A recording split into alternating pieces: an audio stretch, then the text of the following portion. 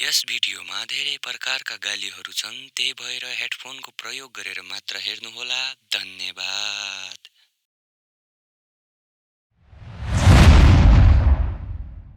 नमस्कार, स्वागत छ यहाँहरूलाई हाम्रो यस शोमा। देशभरिबाट विभिन्न कविताकारहरूले हाम्रो जजहरूको दिल जित्न सफल भएका छन्। त्यसैगरी हाम्रा पहिला निर्णायक हुनुहुन्छ जसले आफ्नो कविताबाट देशभरिका मानिसहरूको हातबाट गाली खाएका छन्, जसको नाम रहेको छ नन अदर देन। नाम जानेर पनि के नै गर्नु छ र। यसैगरी हाम्रा दोस्रा निर्णायक जीव हुनुहुन्छ जसले भैँसी लड्यो भिरबाट थाहै भएन, दाइको गर्लफ्रेन्ड भगाइदिन्छु बालै भएन भन्ने कवितालाई चोरेर आफू फेमस भएका थिए। नन अदर देन झोले।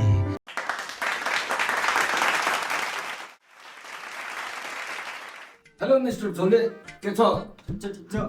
मुजी अलि हाँस्ने कम गर। ल सोच छिटो सुरु गरौँ। नमस्कार। तपाईँको कविताको शीर्षक भन्नुहोस् र सुरु गर्नुहोस्। मेरो कविताको शीर्षक रहेको छ कालो काग। म मेरो आँगनमा बसिरहेको थिएँ, परबाट आयो एउटा काग। म मेरो आँगनमा बसिरहेको थिएँ, परबाट आयो काग। ए काग, तँ पनि कति कालो रहेछस्, जस्तै भैँसीको चाक।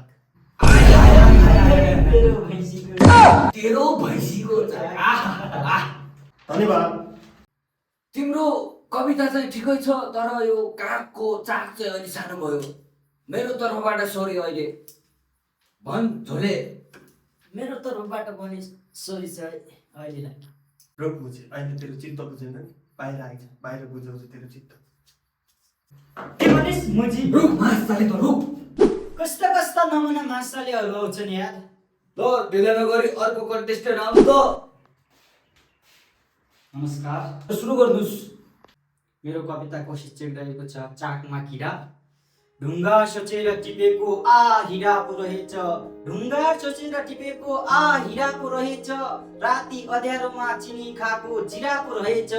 राति अँध्यारोमा चिनी खाएको जिरा पो रहेछ। यति धेरै किन उफ्रिन्छस् ए गाँठे, तेरो बाउको चाकमा त किरा पो रहेछ। तेरो बाउको चाकमा त किरा पो रहेछ। गजब छ यार, बवाल छ। मान्छे वाह वाह वाह। धन्यवाद। तिम्रो कविता त मलाई एकदमै मन पर्यो, तर तिम्रो त्यो हल्दी नेपाली पनि मलाई धेरै मन पर्यो। अरू त के भन्न चाहँदैन, तर बाल चिक्ने भन् झोले। मलाई पनि त्यो कविता एकदमै राम्रो लागेको थियो, तर त्योमा भनेको चाहिँ मलाई एकदमै राम्रो लाग्यो। धन्यवाद सर, धन्यवाद। ल अब अर्को कन्टेस्टेन्ट आउनु त। नमस्ते। मेरो कविताको शीर्षक रहेको छ गाई र गोरु। एक दिन गाईले गोरुलाई भन्यो, ए माछाला गोरु, तँ र ममा फरक के नै छ र? गोरुले बिस्तारै गाईको कान नजिक आयो र भन्यो, तँ र ममा के फरक छ र? अर्को दिन गाईले फेरि भन्यो, ए माछाला गोरु, तँ र ममा फरक के नै छ र? अर्को दिन पनि गोरुले त्यस्तै भन्यो। यो पालि गाई रिसायो र भन्यो, तेरी मा के बोल्यो यस्तो भ्यान्दिसम्म? गोरु। नेक्स्ट। नमस्ते। मेरो कविताको शीर्षक छ उता उता। म यताबाट आउँदै थिएँ, ऊ उताबाट आउँदै थियो। म यताबाट आउँदै थिएँ, ऊ उताबाट आउँदै थियो।